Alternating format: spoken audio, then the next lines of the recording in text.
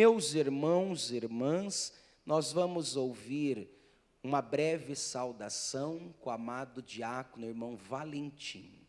Ele vai ter aqui 7 minutos para falar o que o irmão desejar, tá bom? Quiser compartilhar alguma experiência, fale alguma coisa que o Espírito Santo colocar no teu coração.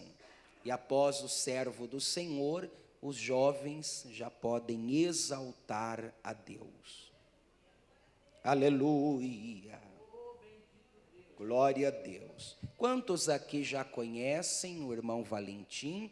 E quando eu digo conhecem, me refiro a conhecer com mais profundidade, não só o rostinho dele, mas conhecer a história dele. Ele tem testemunhos muito maravilhosos, que ele teria que ter no mínimo 1 hora para ele compartilhar toda a história dele conosco, mas hoje ele vai falar alguma coisa aqui. Glória a Deus, a paz do Senhor, meus irmãos. Eu quase diria para o pastor, se quer conhecer do começo, me conhecer de início, pergunta a irmã Simone, foi uma das primeiras pessoas, Simone, foi uma das primeiras pessoas que me recebeu quando eu cheguei aqui no Brasil. Ela tem uma participação muito profunda na minha vida, no tocante à minha estadia aqui, toda essa trajetória, graças a Deus, porque Ele sempre coloca as pessoas no lugar certo, na hora certa, para uma demanda certa.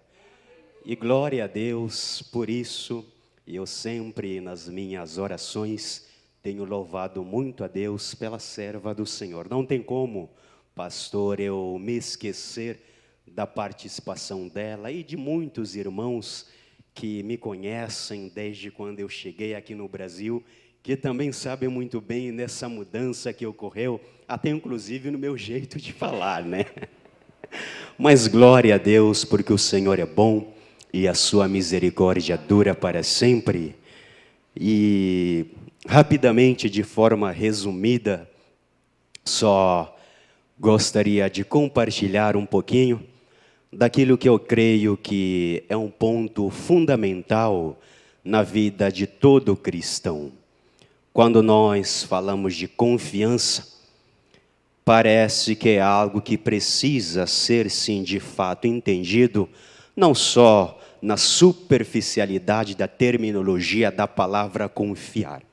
Ainda mais nos dias atuais, quando nós vivemos uma época assim, embora possamos discordar em vários pontos, todos nós temos de acordo ou estamos em comum no seguinte ponto, de que hoje em dia é muito difícil achar alguém para confiar. E talvez essa seja uma verdade que, embora saibamos nós que Deus já nos antecipou, dizendo que, olha, maldito o homem que confia no homem, mas é comum entre nós, de, no mínimo, depositar uma confiança no amigo, no irmão, num parente, em alguém que a gente olha e possa dizer, olha, há situações da minha vida que, embora eu não possa abrir para muitas pessoas, mas aquela pessoa merece um mínimo de confiança. E isso vai extrapolar os limites, por quê? Porque mesmo que a pessoa ela esteja em Mato Grosso, esteja no Rio de Janeiro, se essa pessoa adquiriu um mínimo de confiança da nossa parte, 24 horas, meia-noite, nós temos essa ousadia de ligar para essa pessoa para compartilhar algo que, às vezes, a pessoa não vai nos ajudar naquele momento, porque ela não está ali. Mas porque nós, sim, de fato, olhamos para aquela pessoa e demos aquela credibilidade e assuntos da nossa particularidade extrema, procuramos repartir com essa pessoa. E voltei para mim mesmo e pensei, e se fosse para pensar dessa forma com Deus? Que nível isso me levaria? E isso me fez lembrar do que diz o salmista 125, dizendo que os que confiam no Senhor. Ele faz essa comparação dizendo: os que confiam no Senhor são como os montes de Sião, que não se abalam, todavia elas permanecem firmes para sempre. Veja bem que há um contraponto. Para além de não se abalarem, elas têm uma permanência constante. E foi isso que norteou minha vida no ano de 2019, quando 6 anos depois de não ver minha família, pela graça de Deus me deu recursos usando irmãos, e eu fiz essa viagem. Fui para Moçambique com a maior alegria, ansiedade, para ver minha mãe, para ver minha família, para ver o meu país como está depois de 6 anos. E cheguei lá, estava uma maravilha, irmãos. Estava uma situação assim, me deu vontade de ficar mais uns 3 meses, porque é amigo que chegava em casa, é irmão que não vinha fazia tempo, é mãe que me acolheu, é primo, enfim, foi um momento único. Mas único mesmo que minha vontade era continuar mais meses. Mas eu tinha que voltar devido ao meu compromisso com a faculdade. E dito isso, eu já tinha data marcada, viagem marcada, tudo certinho para chegar dia 12 e pegar o voo e retornar para o Brasil. Mas imagina, irmão, ouvir naquele momento em que tudo está mil maravilha. A alegria da família, chegou alguém que havia muito tempo longe de casa e você recebe por um WhatsApp dizendo que, olha, o irmão fulano, não vou mencionar o nome, disse que as suas coisas, os seus pertences, roupa, livros, mobília, as suas coisas foram retiradas do apartamento e tu vai buscar lá no hangar. Qual seria o sentimento seu recebendo essa mensagem? Naquele momento de alegria, de emoção, de rever os parentes, ouvir uma mensagem dizendo que, olha, se hoje você pegar o voo de volta para o Brasil, saiba que você não tem lugar para dormir. Saiba que você retornando para o Brasil não tem lugar para inclinar a cabeça. Como dizia a palavra, o Filho do Homem não tem nem onde inclinar a cabeça. Qual seria a sua reação recebendo uma notícia dessas? Qual seria a sua emoção para não transparecer isso? Haja vista, estamos num momento de família.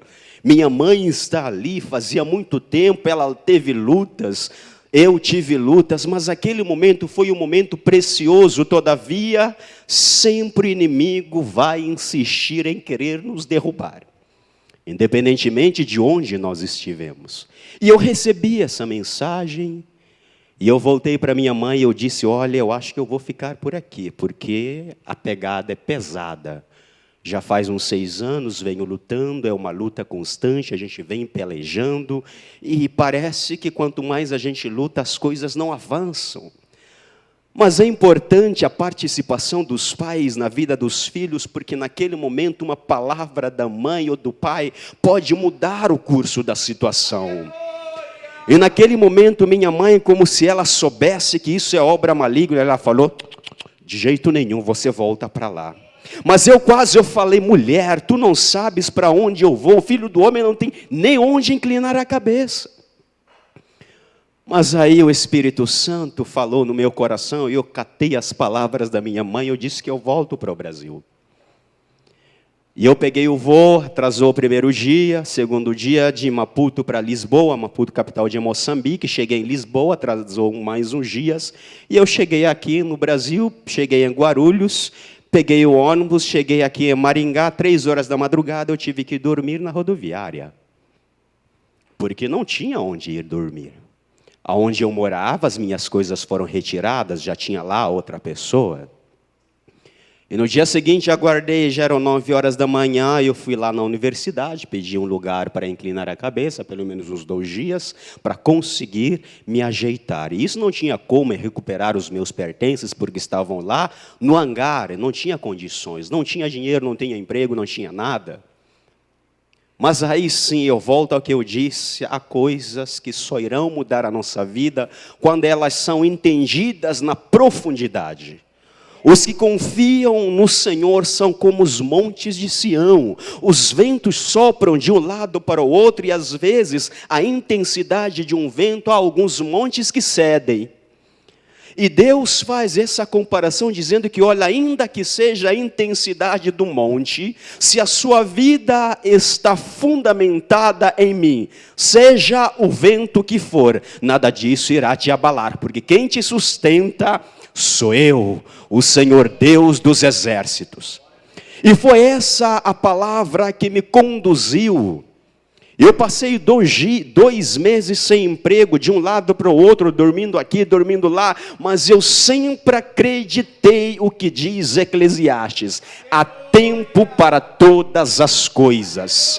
Há tempo de nós sermos provados se de fato que nós dissemos que é Deus que nos disse, é isso mesmo que nós confiamos. Eu passei 2 meses de um lado para o outro, quase um momento de depressão. Eu entrava na sala de aulas para estudar, mas minha cabeça estava fora. O professor me chamava dizendo: o que está acontecendo, Valentim? Porque a gente sabe muito bem que você sempre foi uma pessoa participativa nas aulas, sempre esteve ali, mas você tem saído com frequência, as suas faltas estão aumentando. Mas era um momento de crise, e ninguém pode me negar isso, porque era um momento da minha dificuldade, e eu tinha esse direito de passar por aquela dificuldade. Mas uma coisa eu tinha plena convicção: Deus não está de olhos fechados. Eu sempre acreditei que há um mistério de Deus nessa coisa, e eu creio que Deus irá bradar na minha vida, irá mudar a minha situação. E eu me apeguei nessa palavra: confia em Deus, confia em Deus, e isso me tem acompanhado até hoje. Eu sempre digo uma frase que Smith Wigglesworth diz: não sou movido por aquilo que vejo ou ouço, eu sou movido por aquilo que creio, e eu creio na palavra de Deus. E Deus, durante esses 2 meses, Ele foi me conduzindo, a gente foi meio que brigando com Deus. Meu Deus, faz tempo que eu venho pelejando nessa vida, dá um refrigério, reduz aí a pegada, porque eu estou quase esgotando as minhas forças. Quem de nós não se esgotaria num momento de pressão, em um momento em que precisa de uma solução? Parece que as coisas estão melhorando, mas parece que é o fim.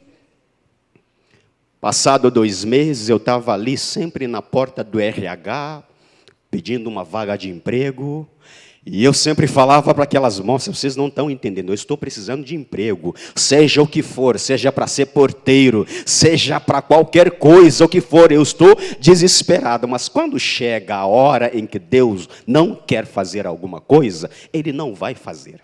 Você pode bater a cara, você pode quebrar a cara, pode chorar, pode pedir, até pode pedir para limpar o chão para ser pago, mas se não é isso que Deus preparou, não vai acontecer. E dito feito, eu passei 2 meses nessa labuta. Aquelas irmãs lá, moças do RH, quase ficaram indignadas comigo, porque elas sempre diziam: quando chegar a hora a gente chama. Que palavra mais difícil, né?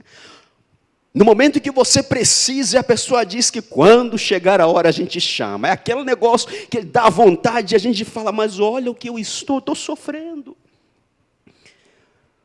Mas o guarda de Israel não dorme nem tosqueneja. Ele sabe o que você está passando, ele sabe o que você precisa, e ele nunca agiu nem fora do tempo. Ele sempre age no momento certo. E eu esperei 2 meses quando abriu a vaga de auxiliar administrativo na TV da rádio, da Unicesumar, e estava eu lá com o currículo na mão impresso, na cara do reitor Wilson Matos, e eu disse que eu preciso dessa vaga. E ele olhou para mim assim: quer essa vaga? E ele assinou e pronto. Não tem mistério quando chega a hora de Deus, não há homem que vai recusar. Não há quem que vai debater quando chega a hora de Deus. Deus manda o homem fazer o que ele quer. E Deus me abriu aquela porta. Eu trabalhei 2 meses como auxiliar administrativo na TV, e uma coisa mudou, saiu alguém lá, e eu voltei, eu subi para operador de rádio. Em menos de 2 meses eu virei operador de rádio, como se não bastasse, e eu falava: Deus, mas eu preciso de algo melhor, eu preciso voltar a estudar de manhã. E as coisas foram mudando, trabalhei 6 horas, e o resto do dia eu estava estudando, me dedicando aos estudos. Olha como é que Deus faz as coisas. Mas isso é preciso sim confiar em Deus. Ninguém pode experimentar o que eu experimentei, por mais insignificante perante as suas dificuldades, se não estiver fundamentado em Deus. Porque é preciso sim um crivo de fé, dizendo que Deus é Deus. Se passar disso, procede do maligno. E graças a Deus, o ano de 2009 terminou, e Deus sempre se mostrando misericordioso para comigo.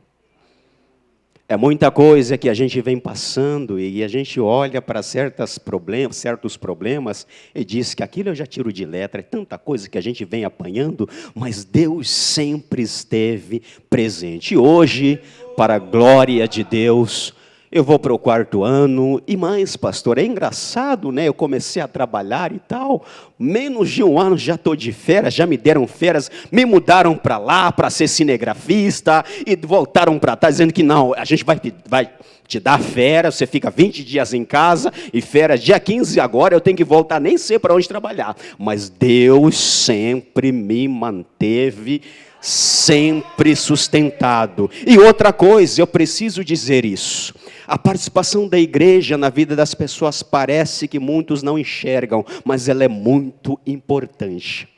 Nunca tive tanta fartura como eu tive no momento que eu estava necessitado.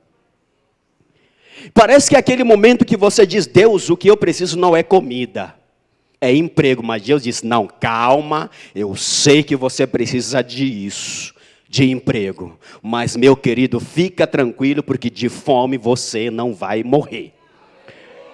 E chegava a cesta básica, chegava coisa, chegava alimento, eu olhava para aquilo, eu falei: Deus está de brincadeira comigo, não é de comida que eu preciso, mas é de trabalho. Mas eu disse: na hora certa, a porta vai se abrir. Mas uma coisa eu te digo, eu nunca vi o justo mendigando pão, e Deus sempre se mostrou assim na nossa vida, e nós precisamos sair desse nível de superficialidade, e começar a crer, a confiar, a depositar sim a nossa confiança total em Deus, porque Ele é fiel e justo para agir na nossa vida. E assim seja, para a honra e para a glória do nosso Senhor Jesus Cristo. Amém? Que Deus abençoe. Obrigado, pastor, em nome de Jesus. Aleluia! Glória ao Senhor! Que maravilha, meus amados irmãos e irmãs, poder ouvir um pouquinho o irmão Valentim compartilhar as experiências de fé em Deus. E eu gostaria de dizer aos jovens que vamos desfrutar mais dos talentos, dos dons que o Espírito Santo concedeu ao irmão Valentim. Eu, desde que vi o irmão Valentim, sempre que eu posso, eu quero estar ouvindo ele, gosto de ouvir as experiências lá da nação de onde ele veio, porque eu olho para o irmão Valentim, eu vejo uma riqueza, onde nós podemos aprender muito. Outro dia eu fiquei um pouquinho sentado com ele ali atrás, e os poucos momentos que nós tivemos me edificou muito, porque ele falou da cultura lá da nação que ele veio, como é o modo de eles expressarem adoração a Deus, é incrível. Então eu até pensei de numa oportunidade, nós fazermos assim uma sala com jovens e com mais irmãos que queiram estar, para nós ouvirmos bastante o irmão Valentim falar das experiências lá na cultura africana, lá de onde ele veio, que eu entendo que isso edifica muito a gente, e o que ele contou aqui um pouquinho é maravilhoso, porque para pensar, ele sair de lá da nação dele, da zona de conforto em que ele estava, do aconchego de sua família sanguínea, e ele vir aqui para o Brasil pela fé. Então isso é algo muito maravilhoso, que nos edifica e nos faz entender, conforme ontem Deus usou tremendamente aqui o pastor Zaqueu Sampaio, que ministrou uma palavra muito poderosa, nos falando de nossos propósitos em Deus.